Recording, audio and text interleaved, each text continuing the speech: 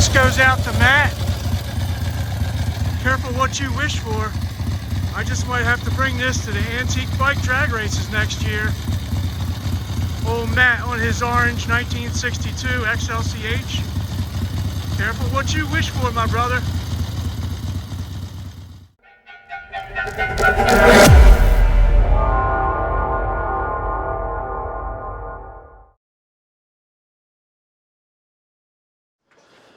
All right, welcome back to the channel, everybody. I know it's been a while since I filmed back at the garages. It's been probably about a month, or a little over a month. So I'm going to give you an update on what's going on back here. Me and Megan just got back from a ride. Got to go out riding Memorial Day weekend. So we went to one of our favorite spots for dinner. What do you want? Sit. Sit. Sit. I might have something for you. Let me figure out where I put it. Uh-oh. Oh, here it is. Here it is.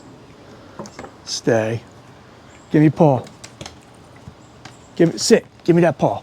Good girl. All right. I want to let me pull this bike out of here, my chopper. Give you an update on everything. Give you an update on what's going on with Billy's bike. I want to put the air conditioning on first. This should be out of here this weekend. But let me pull these bikes out first. Give you an update on everything.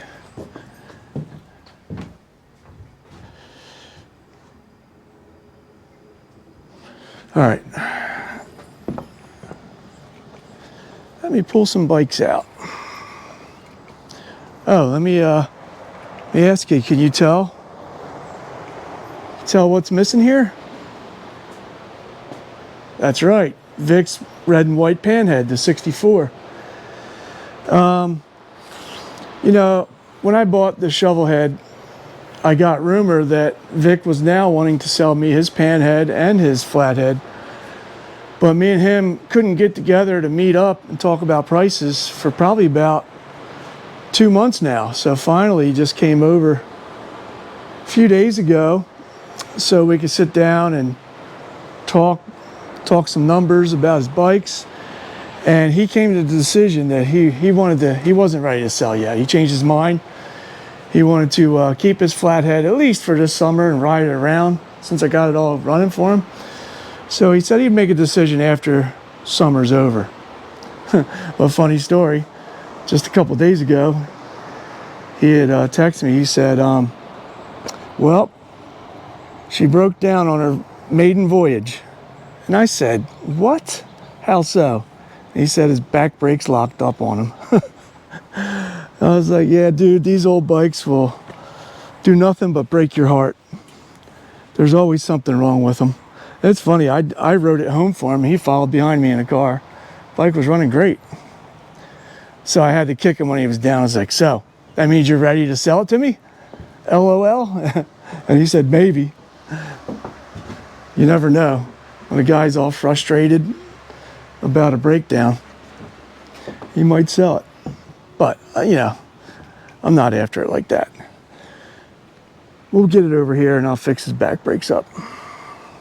All right, let me pull these bikes out so we can talk about issues and updates. You got anything, Sky? Did you like North Carolina? You miss Hippie? Yeah? He's a good kisser, huh? Yeah. All right, I'll get right back to you. All right, let me yank old Greenie out of here. I had old Greenie out the other night. I took her riding on the back country roads and I was practicing some hole shots because now I'm thinking about taking it to the antique bike drag races and racing Maddie. He don't want none of this.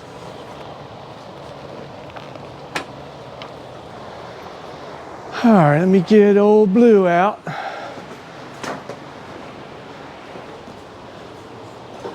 So, having Vic's Panhead, you know, despite the fact that I am saddened because I really wanted to buy it, and I still may have the chance to buy it. We'll see. But I am happy to have the room back in my garages. When I get his blue 45-inch out of here, I'll have more room over there. His Blue Manchu. Get it out of here.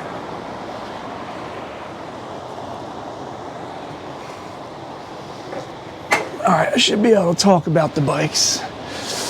Got enough space.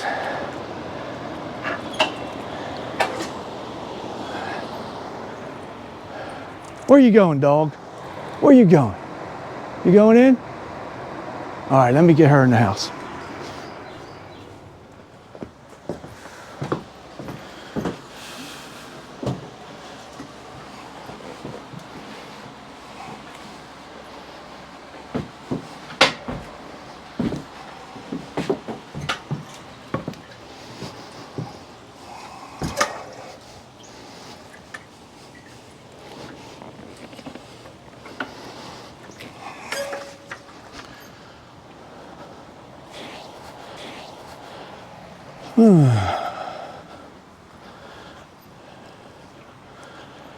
All right, let me turn on the air conditioning in here. A little hot today. Up in the 80s.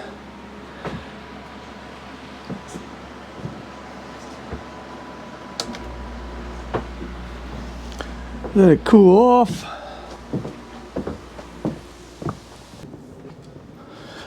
All right, let's talk about the bikes over here. Let's start off with Old Blue.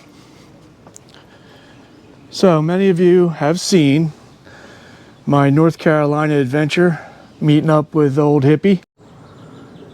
All right, sorry about that. My camera just cut off on me. I was saying it was going to be open to the public next year. You can meet up with us, maybe go for a ride, have lunch somewhere. A little meet and greet. But anyway, this bike ran beautifully for 4 days. For the several times me and Hippie got to go out riding, it rode strong, ran great. Everything was perfect. And then on the very last day of riding, I happened to go up to the general store by myself. And when I started the bike up, I noticed gas all over the ground. So I found a pinhole behind, up by the frame, the backbone of the frame, small little pinhole pissing out. I immediately shut it down because the bike is hot. It's getting gas all over it. So immediately I disconnected the fuel line and got it draining into buckets. The store helped me out. You know, some people were like, oh, why don't you just try to fix it right there? No, I'm not risking catching this whole bike on fire. I already, the gas damaged a little bit of the paint here. It just faded a little bit. I mean, the whole bike is faded. It's got character. But I'm not risking burning the whole bike down to the ground over trying to, get it running, limp it back home, the cabin was only 2 minutes down the road. So I called Hippie up, he picked me up. But anyway, so that's what I have. I have to fix the pinhole in this tank now. In the meantime, until I get the time to fix it, which I plan on fixing it, either TIG welding it, or I'm probably going to bronze braze it. It's probably the route I'm going to go.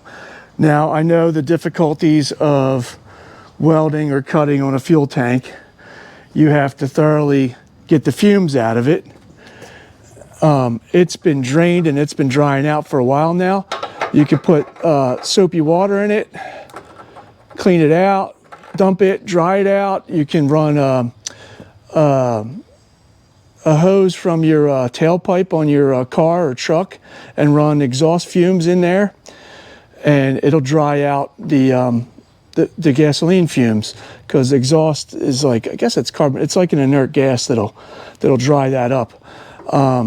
I probably could use nitrogen. I do have bottles of nitrogen I could run through there. It's another inert gas that'll dry things out, clean it up. But when I get to that point, I'll safely do all that before I weld or braze on it. So in the meantime, since I kind of want to fix that this fall when riding season's over. In the meantime, I just took the crossover tube off, put a fuel line on here, little tiny baby petcock, which you can see right there, and I'm running it straight from here to the carburetor, and she runs great on just half a tank. I think they're 2.5 gallon tanks. Got the new air cleaner on here. Now, before I said I was going to fabricate, I even picked up an old backing plate. I was going to cut and fabricate and weld to make it work with the S&S carburetor to get the original air cleaner on there. But I had a viewer reach out to me and says, you know that Lowbrow sells an adapter plate for S&S to the original carb. I was like, no shit.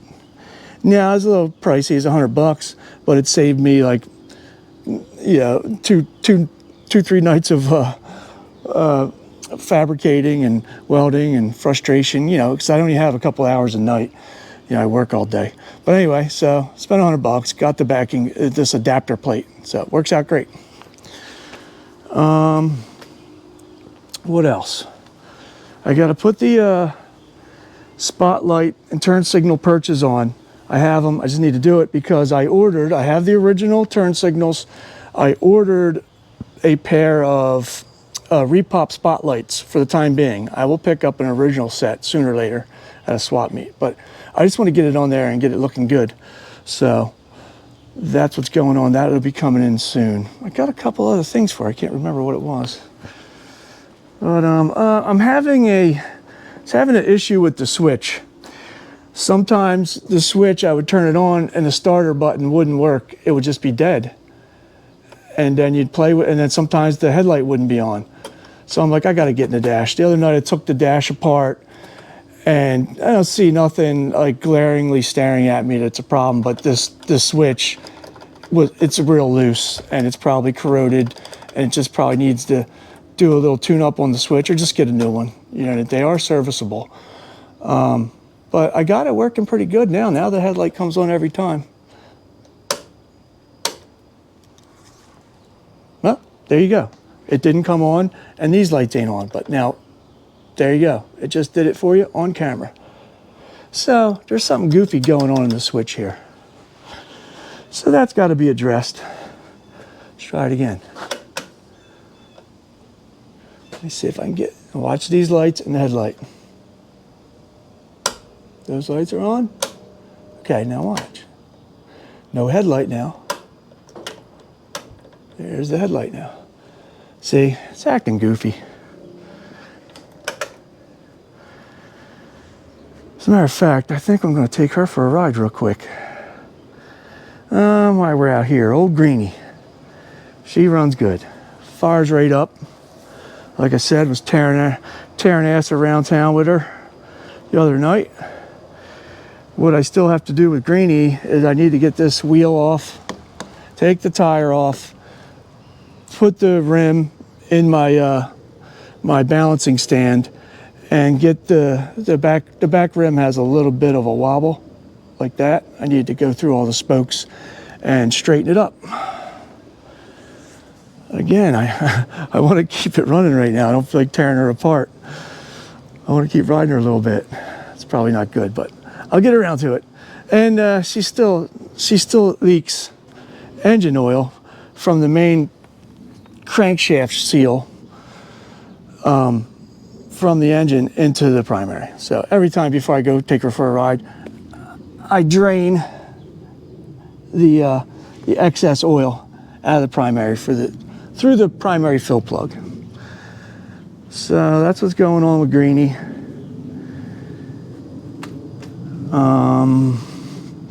And then my flathead. I had her out riding around the other day. Now, I got the generator dialed in where I want by lowering the brushes, lowering the setting on the brushes to put out less voltage. I did that and I got it lower now, and I got it at a manageable area back to the battery, charging back to the battery where I don't think it'll overcook the battery. So I think I got that squared away. But now there's an issue that I've been having with the flathead. I just never talked about it. The rear cylinder here, the bike runs strong. The bike runs great, right? Doesn't miss a beat. But the rear cylinder, if you rap on it when it's idling, will puff out gray smoke, and only the rear cylinder. So that's an indication of oil burning. So you got two options here. The rings are passing oil, or the valve guides, valve seals are leaking past. And that's where you're getting the smoke from. I'm going to do a compression test on this rear cylinder to see if that'll point me in the direction. If it comes out with a good compression test.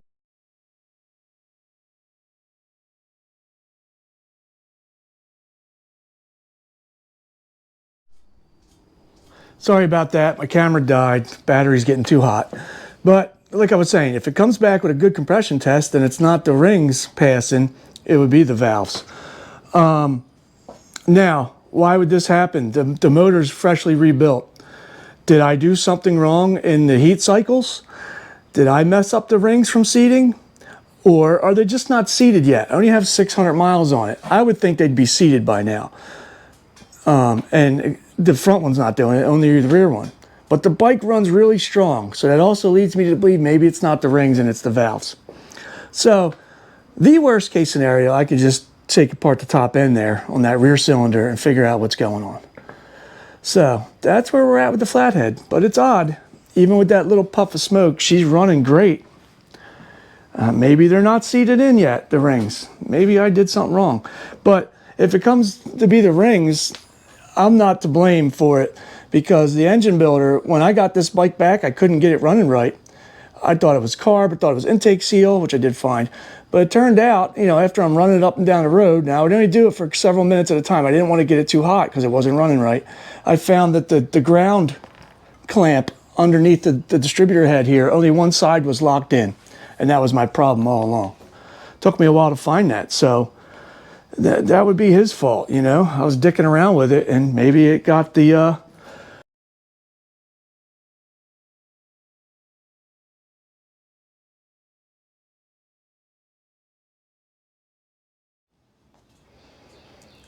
sorry about that. This GoPro battery just is it's getting too hot, keeps cutting out on me. But anyway, if it comes back with a good compression test reading, then I would know it's not my rings. You know, I don't know. I'm going to do that. Hopefully, maybe in this video. I changed the oil the other night. That's twice I changed it in the first 500 miles. But that's where I'm at. Let's see what happens when I give it a compression test. All right, you know what? I'm going to give this GoPro a rest, and I'm going to take Old Blue for a quick ride.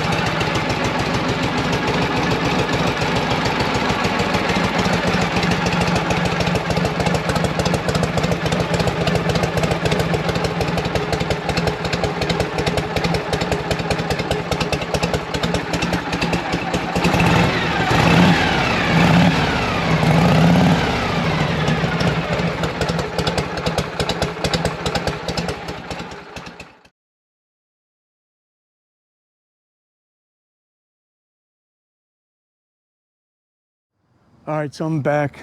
Old Blue here, she ran beautifully. All right, so I gotta put her away. You know what's going on with the flathead. Do a compression test. Worst case scenario, if I gotta take apart the top end and fix what's gotta be fixed, that's what's gotta be done, but we'll see. It's just weird, she runs so beautifully. All right, I gotta put away the Road King. Before I do that, so now with Vic's bikes out of here, I have more room. And then once I get Billy's XLCR off the table, I can put this bike up on a table. My brother's 71 Ironhead Sportster chopper project I started this winter and then got busy. So this will get back up on the table real soon. Dinah, she needs some love. Same as the way I left it last time. She'll start up and run and ride all over the place. Evo 92 Dinah.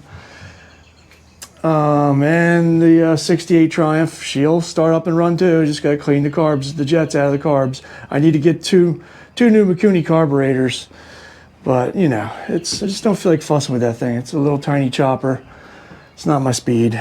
Megan's bike, I'm gonna put a supercharger on it, and we're gonna drag race it. Let's put the Road King away. Oh, and then my Ironhead chop.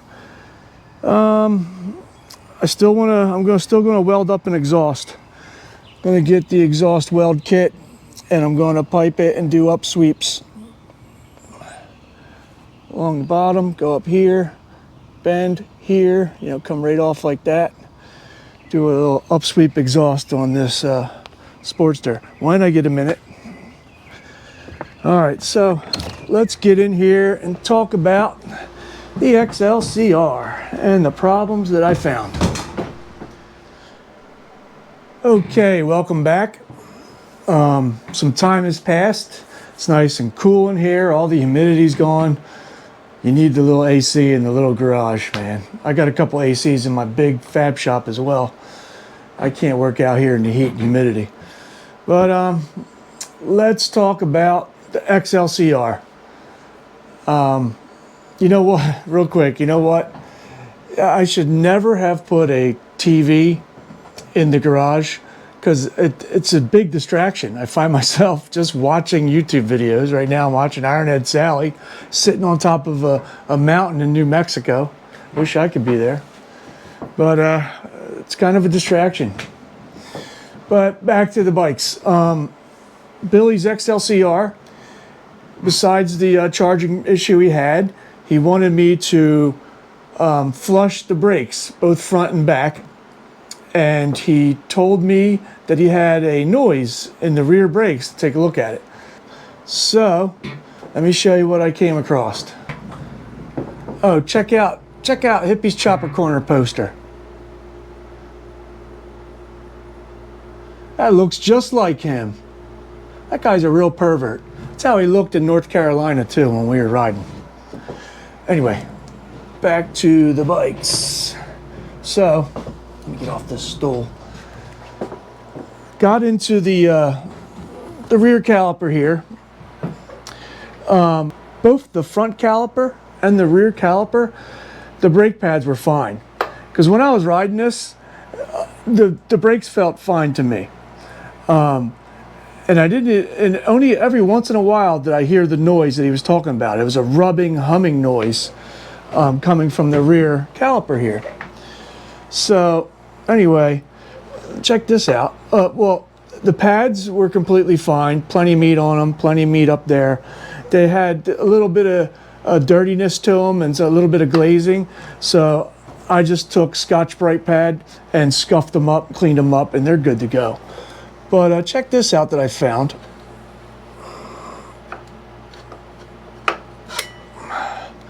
I found that the locking nut, there's usually right here where my pinky is.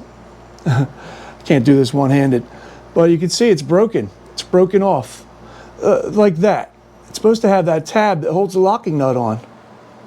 So that was kind of lame. So let me show you what I found. The pads have plenty of meat. Oh, sorry. So the pads have plenty of meat on them.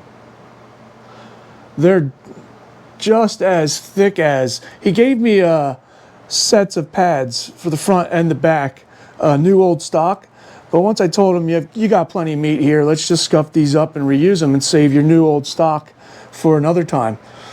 But so I'm trying to figure out what's making that noise, right? It's like it's getting hung up or something. Let me get this back on. So it's like the caliper is rubbing and making a humming noise when you, and every once in a while, not all the time. But when I took off the mounting bolts, I cleaned these up, by the way. It looked like they had Never-Seez on them, and I would recommend using Never-Seez because that shit gets hard and sticky. And these mounting bolts also act as a floating slider because the caliper will slide in and out of the mounting bolt when you apply pressure. But on this one here, I noticed that it was really grooved out.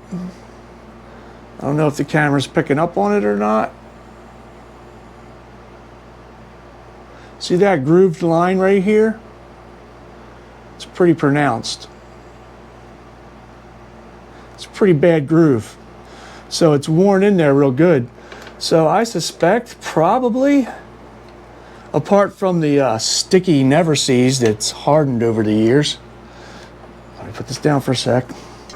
I suspect, apart from the sticky hardened Never-Seez that was on there, that when the caliper wanted to float in and out when pressure's applied, maybe it got hung up on that groove and caused it to make that humming noise. I can't even describe it, but it made a noise. So hopefully, I told Billy about it. This one looked okay. It has wear spots on it. They look normal, but he's going to get a whole new set of mounting bolts. It's really bad. Probably got hung up on that.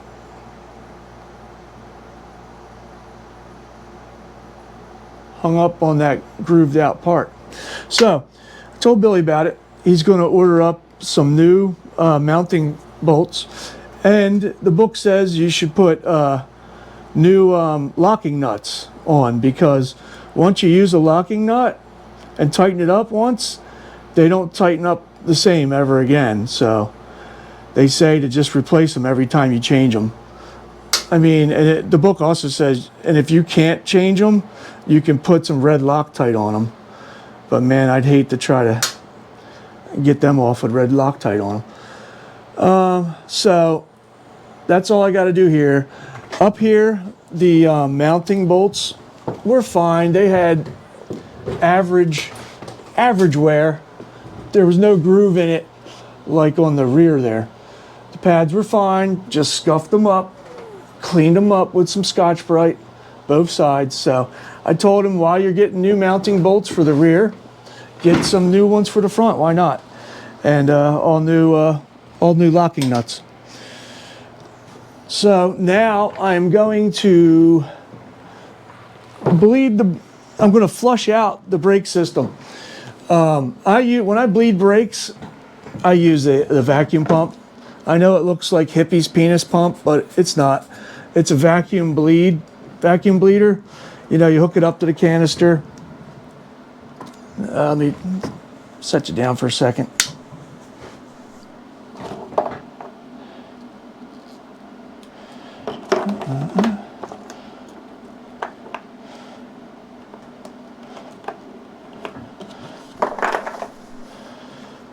So I'm sure everybody knows how these work. It's a vacuum bleeder. You hook this other end up. I can't do this one-handed, guys. This is why I don't like to do wrenching videos. You hook that end up to your bleeder. You got your vacuum pump. You get a vacuum going. You crack your bleeder. It's going to start sucking the fluid from out of here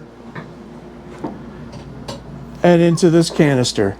But while it's doing that, you got to make sure you don't drop the fluid and suck air in below the inlet hole in there in the reservoir. And you got to constantly dump new brake fluid in. So I'm going to do that until all the old stuff is through and the new stuff starts to appear down in the canister. Now you'll have to stop it and tighten up your bleeder and then dump this out several times, and you keep doing that until you have all fresh fluid. I think, I'm pretty sure this stuff's purple, until all the nice new purple stuff is in there, and then you flushed out the entire system down to the caliper. And I got to do that for the front end as well. The same way, you dump it up top, just don't let it run dry, just keep dumping it in there. It does help if you have an assistant with you to pour it in there. But you can do it by yourself this way. That's why I love the vacuum bleeder system. I am not going to bore you with that process. I'm sure you guys already know all about it.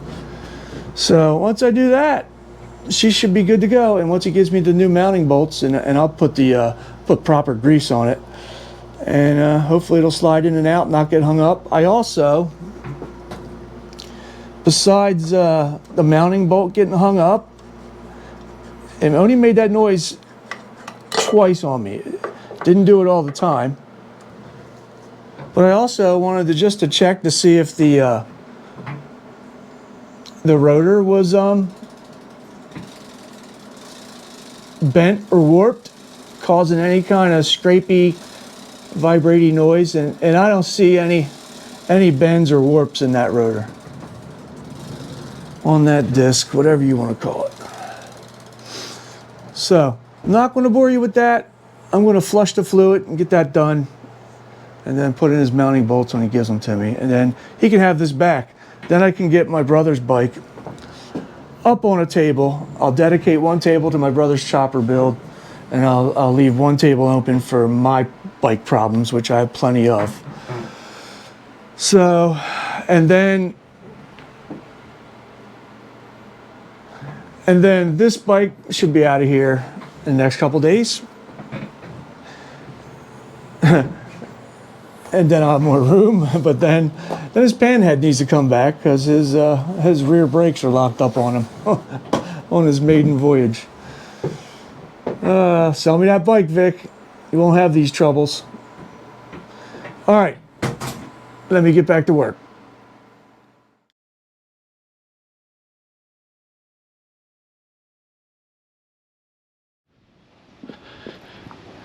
Okay, welcome back, everybody. It's the next day.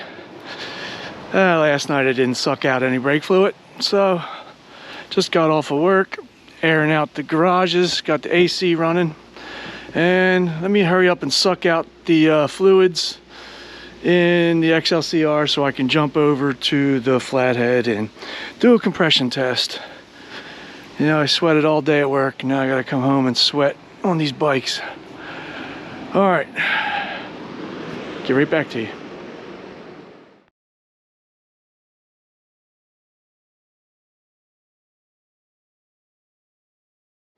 All right, I'm waiting for the garage to cool off, and I got a call from Billy. Billy's showing up. Old Rich Billy on his panhead.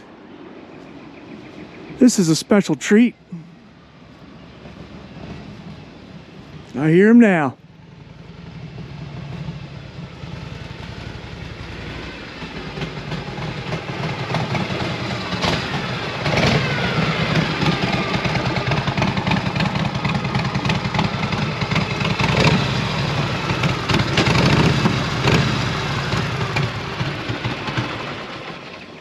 What up, Mooch? What's going on, brother? Doing? Ah! Getting out, man. Gotta get some air between the balls. This is Billy's 58 Duo Glide.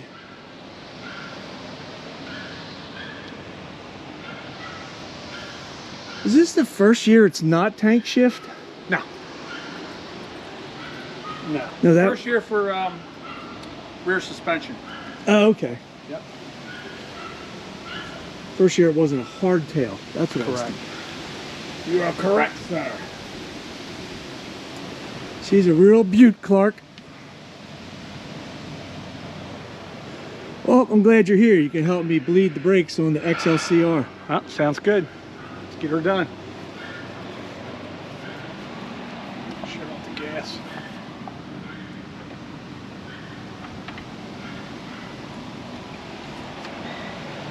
All right, let's get to work.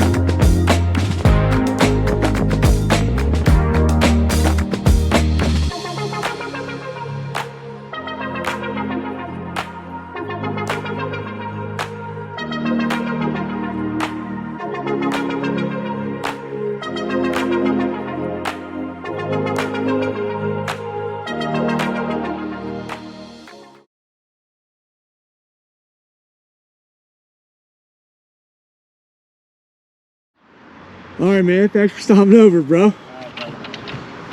See you get this thing started. All right. See you later, bro.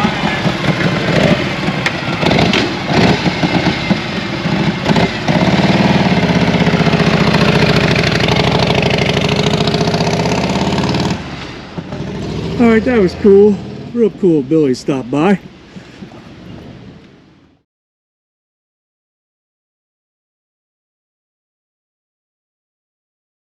Okay guys, it's the very next day. That was really cool of Billy to stop over randomly yesterday. So we finished bleeding his brakes, flushing out his brakes and bleeding his brakes. We did the fronts as well. We got both calipers in the front flushed, bled, no air bubbles. They're working great.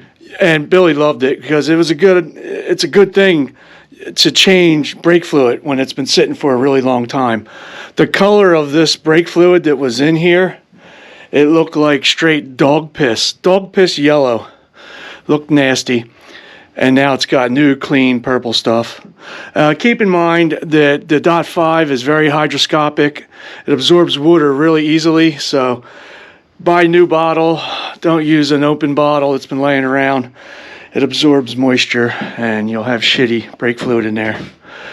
So he's all good to go with the brakes. Now once I get his mounting bolts, I'll be able to mount them up and then take it for a test ride and then get it the hell out of here. So good deal with that. It was fun working with Billy. I haven't worked with Billy in over 10 years, so that was fun working with him.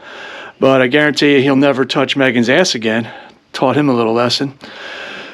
All right, let me show you what I have done over here with the flathead. All right, so when I got home, I did a compression test on the rear cylinder. You know, I don't think the problem will be in the valve guides, valve seals, because I don't think a flathead engine has enough power to get oil up there into the valves. I really doubt it. If there's going to be a problem, it'll probably be in the rings. But anyway, I did a compression test. I set up the compression tester. Show you right here. Took both spark plugs out.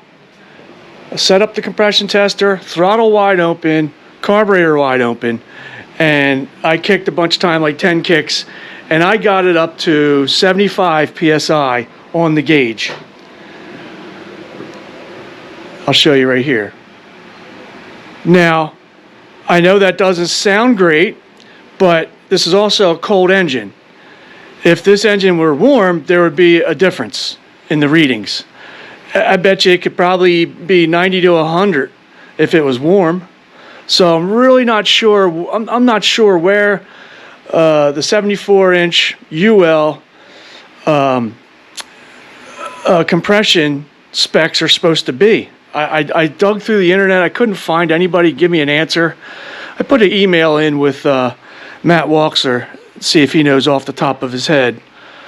But I don't think I'm that far off on a cold engine at 75 PSI. Oh, and I wouldn't be questioning this if I could get to the front cylinder and test that one. Then I could compare the two. So I am going to do that. If Matt doesn't get back to me right away, I'm going to take it off the tanks. I was just trying not to take off the tanks. I just wanted somebody to give me a cheat code and just tell me what the specs should be. But I'm going to take off the tanks and do a compression test on the front cylinder and see if they're matching up. If they're matching up like cold, if they both were 75 PSI, then I know that's not my rings, I don't think. But what do I know? I don't know. I can tear apart the top end. Like I said, it's not that hard to do either. They're very easy. So if you have any ideas, let me know what you think. If anybody out there knows what the compression reading should be on a 74-inch flathead, it's a 5.5 to 1 compression. So it can't be the same as a modern bike. They're getting 150 PSI and shit. It can't be. But what do I know? I don't know. So trying to find out.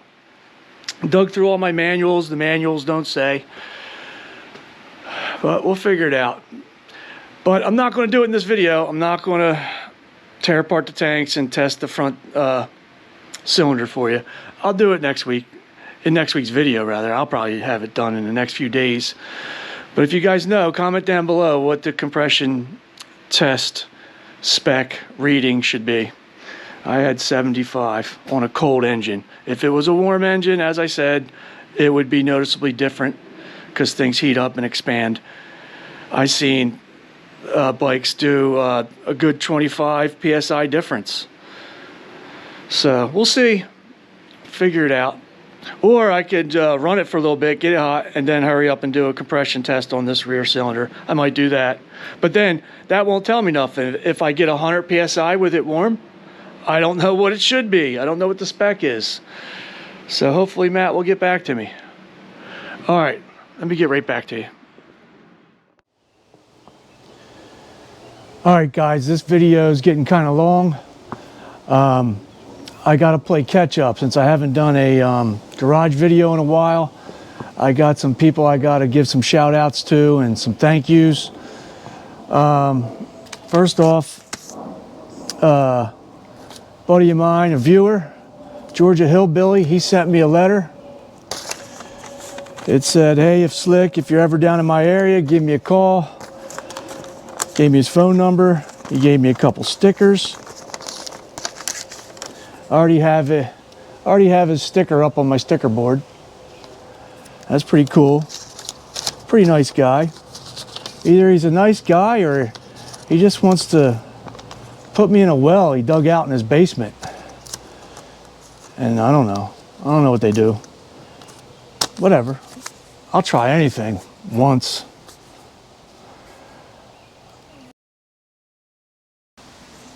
So just like Georgia Hillbilly, if you ever wanted to send me something like money, motorcycles, just jump in my email. I'll list it right here and drop me a comment. Let me know what's up. That's how he did it. I'd also like to say hi to the newest Slickhead supporter, Buck Henrik, I think his name is. He's the newest member to join the Slickhead Savages. If you want to do that, you can find the link in the description down below. Help to support this channel. I'd like to say hi to all my buddies on YouTube, all the guys that shout me out. You know, like Terry Massey, Ed Zilla, X, Moe's World, T-Bone, Rolling with T-Bone. And of course my partner in crime, Hippie from Hippie's Chopper Corner. And my buddy up north in Canada, Ralph from It's My Time, Let's Go. go check him out. He's got a great channel. So that's about it. I'm going to wrap it up right here. If you could think of anything that could help me with the flathead, drop down in the comments and let me know what's up. I know I got a couple good flathead guys out there that watch me. So in a couple days, I'm going to tear off the fuel tanks and do a compression test on the front cylinder to get a comparison. But all right, that's it. I'll see you guys in the next episode.